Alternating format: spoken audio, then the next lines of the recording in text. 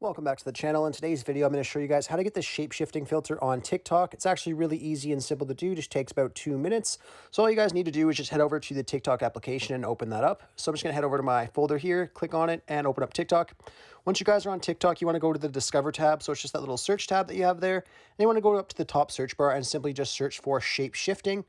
Once you guys search for that, you should see something that says effects up at the top right here. For whatever reason, if you guys do not see that effects tab at the very top, just find a video that has the shape-shifting filter on it. So any video that has it, you should be able to click on it.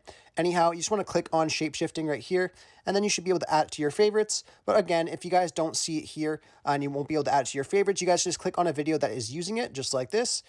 And then what you guys want to do is just go above the name right here where it says shape-shifting and then click on that. And that should open up this same screen here. So you guys can do it either way, whatever's easier for you. But once you get to this screen right here, you just want to click on add to favorites. And then that will add the shape-shifting filter to your favorites. So you're able to create your own TikTok videos with that filter.